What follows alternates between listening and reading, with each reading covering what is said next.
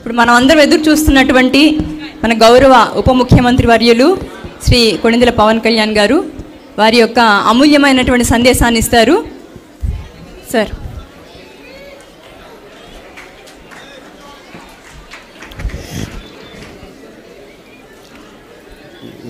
దేవీ నవరాత్రుల సమయంలో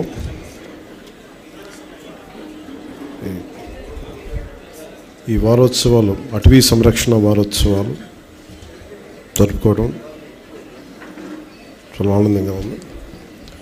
ముందుగా ఇక్కడ కొంచెం మీరు పక్కకు వస్తే పిల్లలు కనిపించవచ్చు కదా, కొంచెం దయచేసి రండి ప్లీజ్. కొంచెం ముందులో కూర్చోండి సార్, మధ్యలో పిల్లలు ప్లీజ్ దయచేసి కొంచెం. మీరు ఎవరు కావాలి కింద కూర్చొని ఫొటోస్ తీసుకోండి. మీరే భవిష్యత్తు కదా, మీకు కనిపించకపోతే అట్లా. పాపం నిజంగా మీరు దసరా సెలవుల్లో ఇంట్లో కూర్చొని సరదాగా ఉండాల్సిన మీరు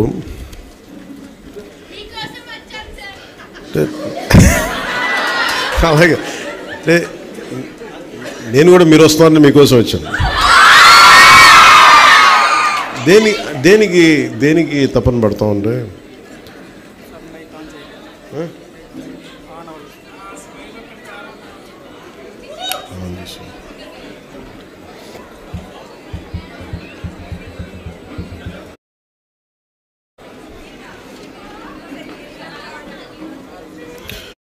మన తల్లిదండ్రులు తపన పడితే ఎవరికోసం తపన పడతారు? బిడ్డలు బాగుండాలి తపన పడతారు. ప్రభుత్వాన్ని ఎవరైనా సరే పెద్దలు వాళ్ళ ప్రభుత్వం ఒక స్థాయికి వచ్చాక అందరూ బాగుండాలని కోరుకుంటాం. అందరిలాగే నేను కూడా నా ఇంట్లో బిడ్డలే బాగుండాలని కాదు, అందరి బిడ్డలు బాగుండాలని కోరుకుంటాను. ఎలా బాగుండాలి దానికి? మీరు పర్యావరణం చాలా కీలకమైనది. నాకు చిన్నప్పుడు ఎలా అనిపించేది అంటే స్కూల్లో చెట్లు ఉండేవి కావు సరిగ్గా. ఉన్న చెట్లని పిల్లలంతా కొమ్మలుగా కానుగ చెట్లు ఉండేవి. కానుగ చెట్లు ఏమి తొయ్యకపోతే ఏం చేస్తాను, ఇరుస్తూ ఉండేవాళ్ళు కొమ్మలను. ఎందుకు ఇరుస్తున్నా నాకు అర్థమయ్యేది కాదు. నీడనిచ్చే చెట్టుని కాపాడుకోలేకపోతే సమస్య మనకే. పర్యావరణ పరిరక్షణ ఇవన్నీ ఏంటంటే నీడనిచ్చే చెట్టుని ఫస్ట్ కాపాడుకుంటే దాన్ని ఆధారపడి పురుగులు చిన్న చిన్న పూట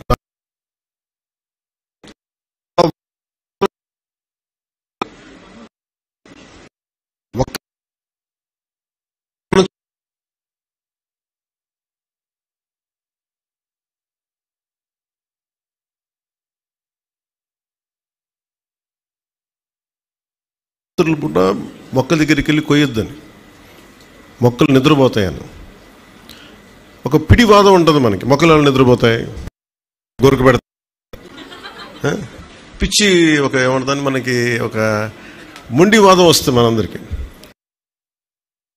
జగదీష్ చంద్రబోస్ వరకు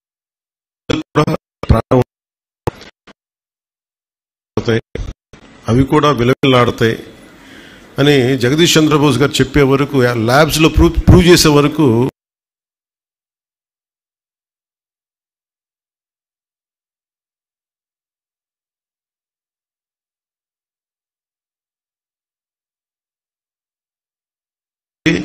దానికి సైంటిఫిక్గా వాళ్ళు చెప్పలేకపోవచ్చు, కానీ సైంటిఫిక్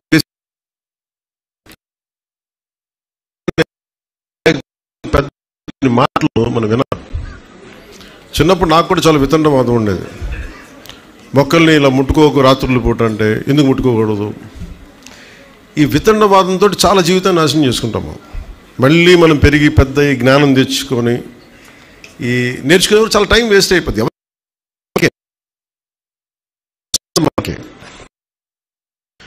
ముఖ్యంగా మీకు మన తల్లిదండ్రులు ఎవరైనా సరే మనకి చదువులు చదివించవచ్చు, డబ్బులు ఇవ్వచ్చు, కానీ మన అందరం ఆధారపడేది నీరు, శుద్ధమైన గాలి, స్వచ్ఛమైన గాలి, కనీసం కలుషితం లేని పరిసరాలు. ఇవి కనీసం మనకి.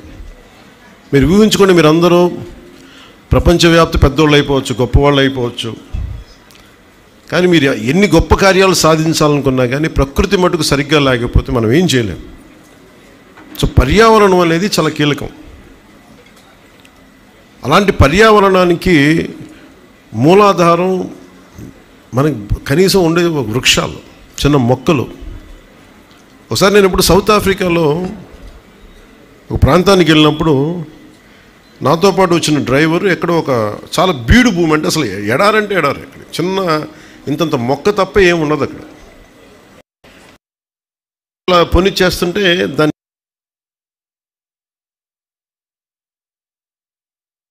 చెప్పిన దారిలో నిల్లంది.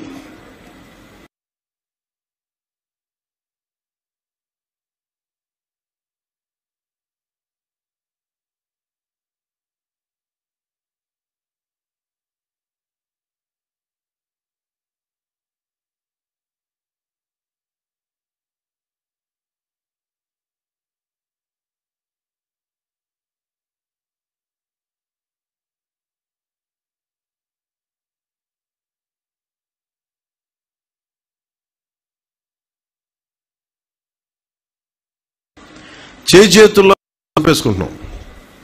ఈ తపన అటవీ శాఖ మన ఉన్నతాధికారులు కానీ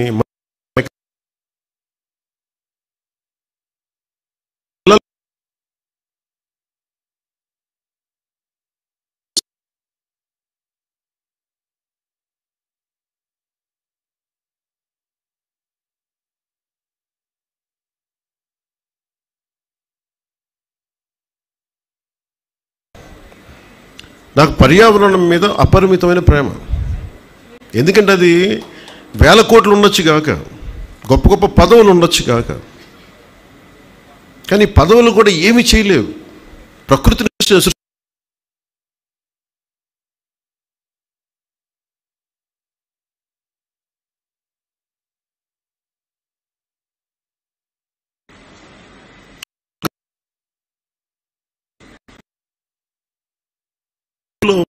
వచ్చిన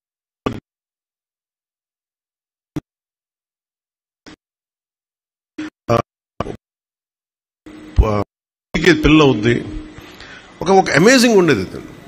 ఒక ఒక అద్భుతం లాగా మీరు ఊహించుకోండి. ఇవన్నీ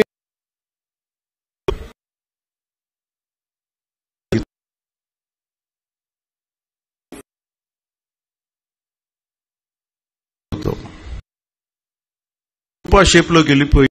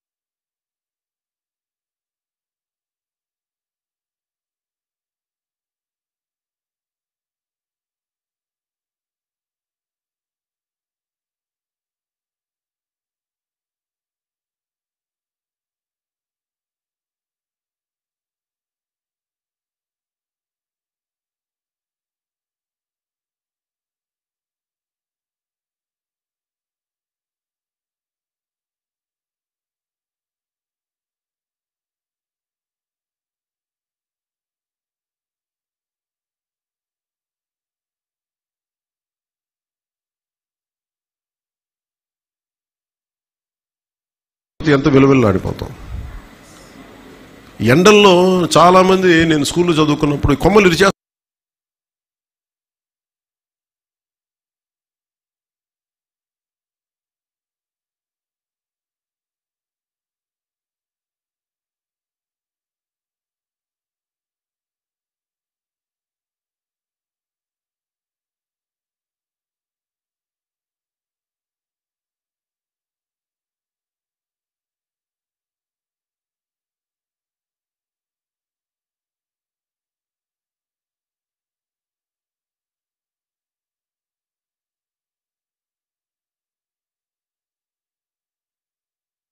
ఏంటంటే ఈరోజు మనం చేస్తున్న ప్రయత్నం మనకు కాదు. ఎప్పుడో ఒక ముసలతను ఒక రాజు వెళ్తున్న సమయంలో వేట నుంచి రాజు తిరిగి వస్తుంటే అతను ఒక మనవణ్ణి పెట్టుకొని, ఆ వయసు ఉన్న అబ్బాయి అంత మనవణ్ణి పక్కన పెట్టుకొని అతను గొయ్యి తీసి తినేసిన మామిడి టెంకని నాటుతూ ఉంటాడు. రాజు తాలూకు సైన్యాధిపతి, మంత్రి అందరూ అపహాస్యం చేస్తారు. నీకు ఎంత ఆశ చెప్పు, నీకు ఎంతకాలం బతుకుందాం అన్నాడు. నా కోసం చేయట్లేదు, నా మనవడి తరం కోసం చేస్తున్నాను. అది అప్పుడు వాడికి భవిష్యత్తును ఆలోచించి చేస్తున్నాను అనేది. అలాగే మనం ఏమి చేసినా ఈ వేదిక పైన ఉన్న చిరంజీవి చౌదరి గారు కానీ, PCCF head of forest department కానీ, ఫోర్స్ కానీ, శ్రీ AK నాయక్ గారు కానీ, ఖజూరియా గారు కానీ,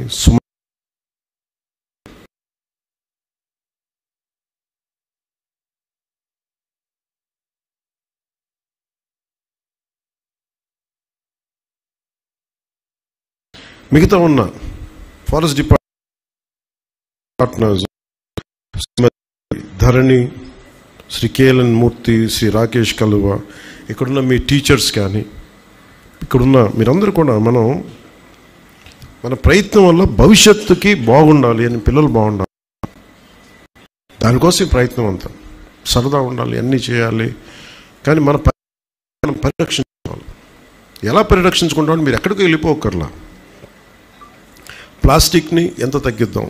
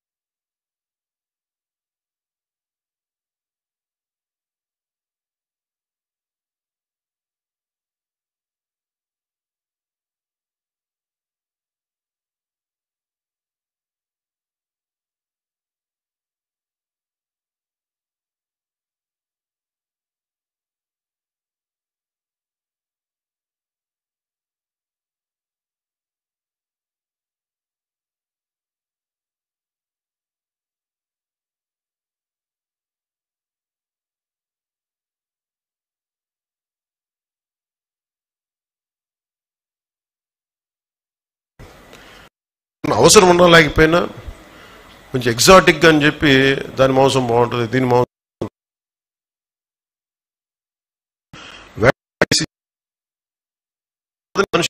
మన మన యానిమల్ని, మెరైన్ యానిమల్స్ని చంపేయటం కానీ ఇవన్నీ ఎక్కువైపోయినాయి.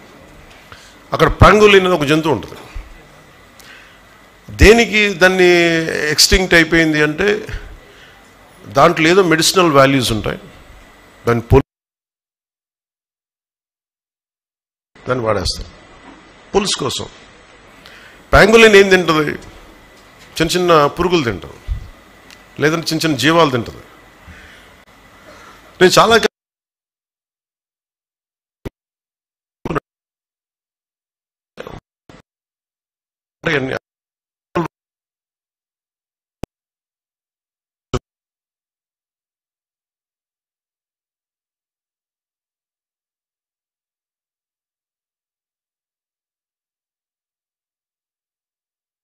3 ఫ్యాకల్టీ, మీరు విద్యార్థి, ముఖ్యంగా టీచర్స్కి, మీరు ఇంతమంది పిల్లల్ని ఈరోజు మీరు ఒక్క స్కూల్స్ 2-3 స్కూల్స్ నేను అనుకోవట్లేదు, మీరు మొత్తం ఆంధ్రప్రదేశ్లో ఉండే పిల్లలందరినీ పట్టుకొచ్చారు. మీరు దానికి నిజంగా మనస్ఫూర్తిగా ఇక్కడ తీసుకొచ్చి ఇంత సెలవు సమయంలో మీరు ప్రోత్సాహం ఇచ్చి వాళ్ళ చేత చేయించిన టీచర్స్కి మనస్ఫూర్తిగా నేను మీకు చేతులెత్తి నా ధన్యవాదాలు తెలియజేస్తున్నాను. మీరందరూ గ్రీన్ స్కౌట్సా? స్కౌట్స్,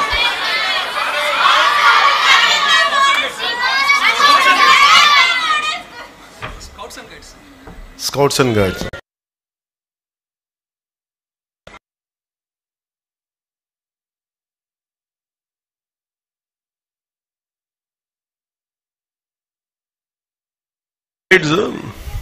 చాలా ఎసెన్షియల్, చాలా అవసరం. నేను నేర్చుకున్నాను ఈ రోజు నుంచి కొత్తగా ఎప్పుడు నేర్చుకోవడం సిద్ధంగా ఉంటాను కదా. స్కౌట్స్ అండ్ గైడ్ సాల్యూట్ ఎలా ఉంటుంది? 3 ఫింగర్స్తో ఉంటుందా? ఇదా? Okay, 3 fingers. ఓకే. సో మనస్ఫూర్తిగా I salute to scouts and guides.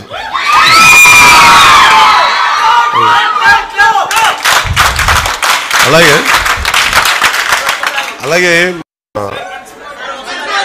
Once more I salute to scouts and guides.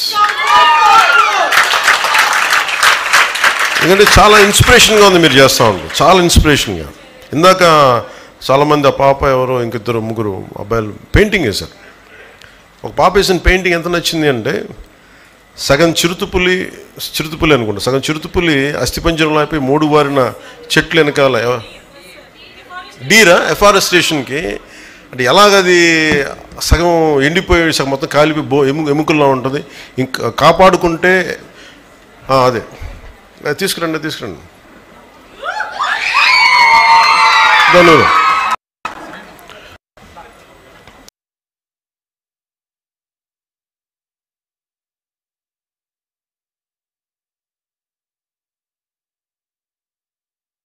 సాహిత్య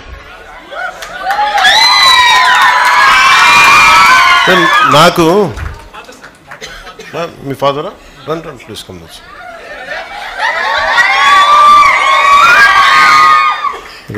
నాకు ఎంత నచ్చిందంటే ఈ జింక చూస్తే సగం ఎండిపోయింది ఎఫారెస్టేషన్ వల్ల, అదే పచ్చగా ఉండి ఎంతో కళకళలాడుతుంటాయి అనేది చూపించడం మనస్ఫూర్తిగా ఇది ఎంత అద్భుతం కదా. ఇది ఈ రోజున సాహితీ కానీ ఇక్కడున్న చిన్నపిల్లలు కానీ అందరూ కూడా మీరు ఈరోజు చేసింది చాలా సామాన్యమైన విషయం కాదు.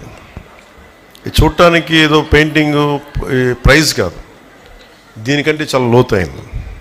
Thank you.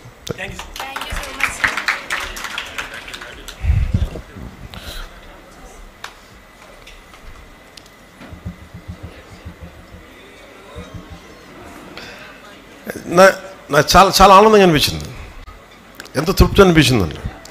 వాళ్ళకి అలాంటి మీలాంటి వాళ్ళకి మేము ఇవ్వగలిగేది తప్పని పడతాం. ఇది ఏదైనా సరే ఇందాక మన చిరంజీవి చౌదరి గారు చెప్పినట్టుగా ఇది ప్రభుత్వం చేసేదో లేదంటే ఒక ముఖ్యమంత్రి ఉప ముఖ్యమంత్రి ఎమ్మెల్యేలు చేసేది కాదు, అందరం కలిపి చేసేది. మార్పు రావాలంటే నాకు చాలా చిన్నప్పటి నుంచి అనుకునేవాడిని ఓజోన్ లేయర్ దెబ్బతినేస్తుంది, వాతావరణం ఎల్నినో ఫ్యాక్టర్ వచ్చేస్తుంది, భయపడిపోయాను చిన్నప్పుడు. నేను పెరిగి పెద్ద అయ్యేటప్పుడు ప్రపంచం కూలిపోద్దా, ఇంక బతకలేమా, చాలా భయం ఉండేది నాకు. నిజంగా నా భయంకి తగ్గట్టుగానే నీళ్లు తీస్తుంటే ఇప్పుడు తాగుతుంటే వాళ్ళు చిన్నప్పుడు సైన్స్ ఫిక్షన్ బుక్స్ చదువుతున్నప్పుడు 8th క్లాస్లో 10th క్లాస్లో భవిష్యత్తులో మాస్కులు పెట్టి తిరగాలి, నీళ్లు ఇట్లా మనం ఎలా పడితే చిన్నప్పుడు మామూలు కొళాయిలు వెళ్ళిపోయి ఫ్రెండ్స్ ఇళ్ళలో ఆడుకుంటుంటే అక్కడ కూర్చోబెట్టి నీళ్లు తాగేసేవాళ్ళం, అన్నీ బాగానే ఉండే. ఇప్పుడు ఏదన్నా తాగాలంటే భయం వేస్తుంది. ఆ పరిస్థితి నుంచి స్వచ్ఛమైన నీళ్లు రావాలి అంటే అంత స్థాయికి వెళ్ళాలని ఒక ప్రయత్నం చేస్తున్నాం. అది జరగాలని మీకు ఈ ఎల్నినో ఫ్యాక్టర్ కానీ లేదంటే మనకి ఈ కూర్చోబెట్టి మన ఓజోన్ పొర దెబ్బతింటుంది ఒకసారి. అంటే ఎంత విచిత్రంగా ఉంటాయంటే మన పాలసీస్. నాకు ఒక చిన్నపిల్లడు చెప్పాడు ఈ మాట. ఎవరితో మాట్లాడుతూ ఉంటే ఒకసారి ఏదో రోడ్డు మీద వెళ్తూ ఉంటే టపాసులు వెలిగిస్తూ ఉన్నారు దీపావళికి టపాసులు వెలిగిస్తూ ఉంటే వాళ్ళ ఎవరు చెప్తారు, అబ్బాయి పాట ఏం చెప్తున్నట్టు నువ్వు పాట చేయకూడదు, ధూళి వచ్చేస్తాయి అవి వచ్చేస్తాయంటే అతను చూసి మరి ఇంతకు మించి పెద్ద బాంబులు పేలుస్తారు కదా, మరి దానికి ఏంటి, దానికి రాదా అన్నాడు. అప్పుడు నాకు అనిపించింది ఎందుకు గుర్తొచ్చిందంటే ఇందాక ఎవరో ఫోన్లో మెసేజ్ పంపించారు. మనం ఎంతసేపు పర్యావరణం కాలుష్యం అయిపోయింది ఇదైపోయింది అనుకున్నాం. మనకి దీపావళికి దేశాలు ఎంత కాలుష్యాన్ని క్రియేట్ చేస్తాయి. ఒక బాంబు దాడి జరిగితే కొన్ని వందల ఫ్యాక్టరీలు ఎంత కాలుష్యం క్రియేట్ చేస్తే దాన్ని అంతా కాలిస్తే అంత మించి కాలుష్యం ఉంటుంది. ఇది చిన్నపిల్లలు చాలా పట్టుకుంటున్నారు. ఇది పెద్దవాళ్ళు ఎంత పట్టుకున్నారో నాకు తెలియదు, కానీ చిన్నపిల్లలు అడుగుతాను, ఎందుకంటే వాళ్ళ భవిష్యత్తుకు సంబంధించింది. మీకున్నంత భయం, ఎందుకంటే మీరు ఎదిగి పెద్దవాళ్ళు అనుకుంటారు మీరు. ఎందుకంటే నాకు చిన్నప్పుడు నాకు ఆ భయం తెలుసు. నేను పెరిగి పెద్ద లోపు ఎన్ని పాడైపోతాయా ఇవన్నీ భయంతో. ఏంటంటే పిల్లలు ఎక్కువ విఘ్నత ఉంటారు. నేను ఎప్పుడు చిన్న పిల్లల్ని వాళ్ళు 2 ఏళ్ళు కాని నుంచి కానీ 18 ఏళ్ల వరకు నేను చాలా కీన్గా ఉండి వింటాను పిల్లల మాట. ఎందుకంటే మీలో భవిష్యత్తు కనిపిస్తుంది. ఎందుకంటే మీరు పెద్దవాళ్ళకి అడ్రస్ చేయాలి. నాకు అందుకని చిన్నపిల్లలు ఏదైనా మాట చెప్తే వాళ్ళు వింటాను వాళ్ళ మాట. అందుకని వాళ్ళ సలహాలు కూర్చొని మీ చిన్నపిల్లలని చెప్పి నేను ఎప్పుడు పక్కన పెట్టను. మీరు ఒక మాట చెప్పి ఒక చిన్నపాటి సలహా చెప్తే వెంటనే తీసుకుంటాను అది నేను. అందుకని ఒకసారి చిన్నపిల్లలు కూర్చొని ఎందుకు మాట్లాడతానంటే వాళ్ళ నోట్లో నుంచి కల్మషం లేని మాట వస్తుంది. అంటే ఏం జడ్జిమెంట్ ఉండదు. ఇతను ఒక ఉప ముఖ్యమంత్రి, ఇతనికి చాలామంది అభిమానులు ఉన్నారు, అయ్యేం ఉండవు. నేను బాగలేదనుకోండి చెప్పేస్తారు మొహం మీద, ఈ పని నీకు బాగలేదని. విఘ్నత గల వ్యక్తిగా నేను వినాలన్నమాట. నేనే కాదు పెద్దవాళ్ళు ఎవరైనా సరే. అందుకనే పిల్లలు పర్యావరణం గురించి చెప్తుంటే చాలా వినాలి. ఇందాక పాప వేసిన డ్రాయింగ్ అది ఏదో ప్రైజ్ కోసం వేయాలి. లోపల నుంచి ఒక భావన కదిలితే, అంటే భవిష్యత్తు మీద ఎంత బాధ్యత భయం లేకపోతే అలాంటి భావన రాదు. అలాంటి వాతావరణంలో ఉండాలి ఆ పాప. అందుకని మనందరం బాధ్యతగా తీసుకోవాలి అని చెప్పి నాకు దీన్ని ప్రత్యేకించి దేనికి వచ్చానంటే మీలాగే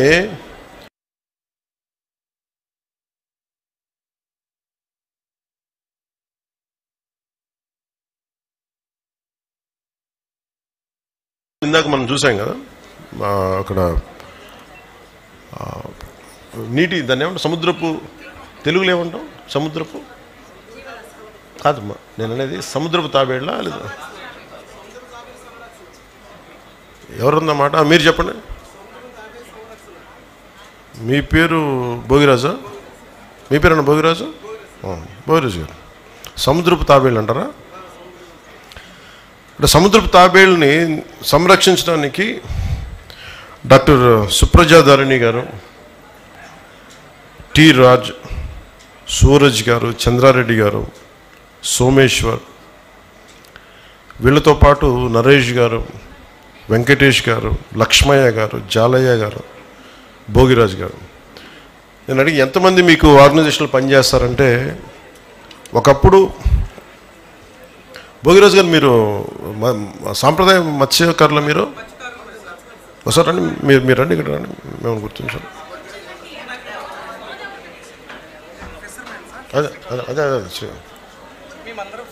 రండి రండి, ఎంతమంది రండి, కొంచెం అలా పక్కన నుంచండి, అలా పక్కన నుంచి వరుస అలా నుంచండి, అందరి దగ్గర రాదు, వరుస లైన్ నుంచి.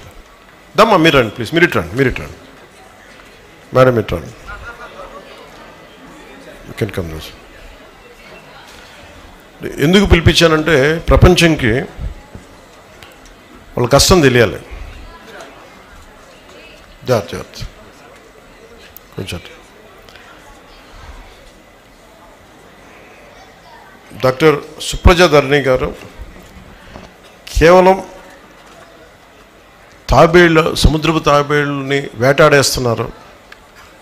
ఒకప్పుడు మత్స్యకార వృత్తిగా ఎంచుకున్నప్పుడు ఇక్కడున్న మన మత్స్యకార సోదరులందరూ కూడా వాళ్ళ వలల్లో చిక్కుకుపోయాయి.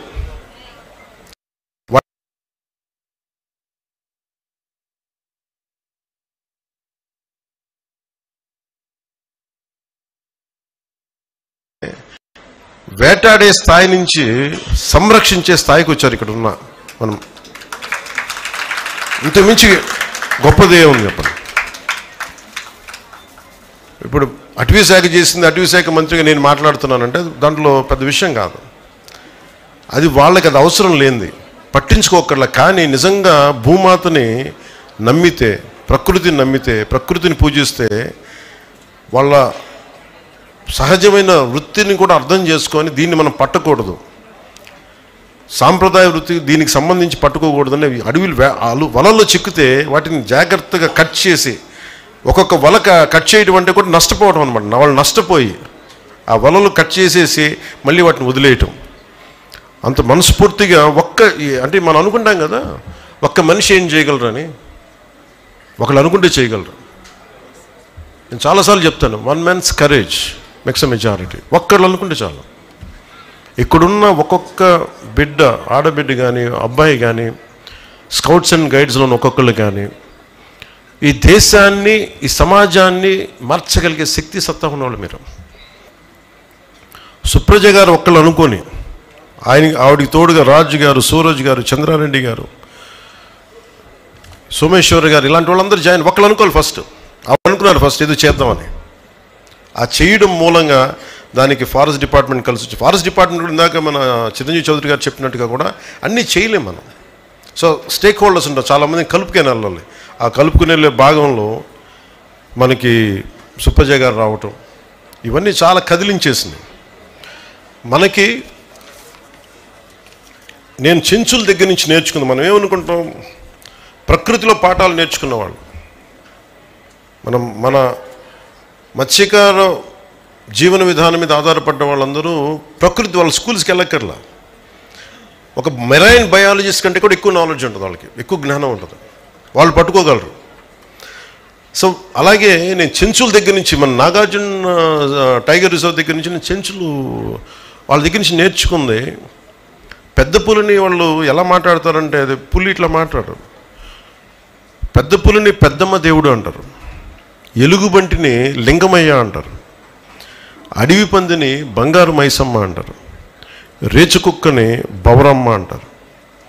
అంటే ఇది మన జీవన విధానానికి అంత లోపలికి వెళ్ళిపోయింది. మనకున్న కూర్మ అవతారం కానీ, వరాహ అవతారం కానీ, మత్స్య అవతారం కానీ, అంటే ఇది మన సాంప్రదాయంలో భాగం.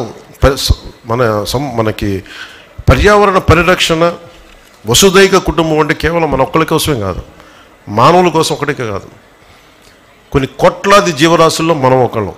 Maybe we're dominant species. Maybe మనం డామినేట్ చేసేసాం మన టెక్నాలజీతోటో, మన ఎవాల్వ్మెంట్ వాళ్ళతోటో. కానీ మనం అర్థం చేసుకోవాల్సిన, మనం ఎదగని మన మీద డిపెండ్ అయిన జీవరాశుల్ని, ఆధారపడ్డ జీవరాశుల్ని కాపాడటమే దీని ముఖ్య ఉద్దేశం. అందుకే ఈ వారోత్సవాలకు వచ్చిన మీ అందరికీ కూడా ప్రత్యేకించి నా మనస్ఫూర్తిగా నా ధన్యవాదాలు. టీచర్స్కి అందరికీ నాకు ఈ అపూర్వమైన అవకాశం ఇచ్చినందుకు.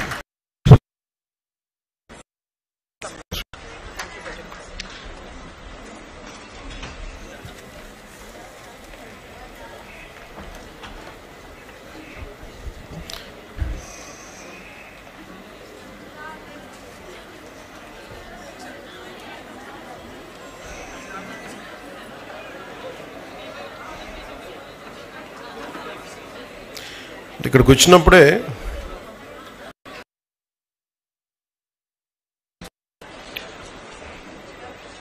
ఇందాక ఇదే ట్వీట్ చేశాను, అది మీకు ఆ ట్వీట్ సారాంశం మీకు తెలియజేస్తాను. Ecological conservation is not an option, an absolute necessity. వసుదైక కుటుంబకం literally means the world is one family. It is a foundation of our civilization. The world is not just for humans alone, but for all the flora, fauna and the ecosystem which supports the entirety of Earth. We are just one among millions of species. True Vasudhaiva Kutumbakam means living in peace and harmony with all its life forms. And all our Vedas reflect that. Jai Hind.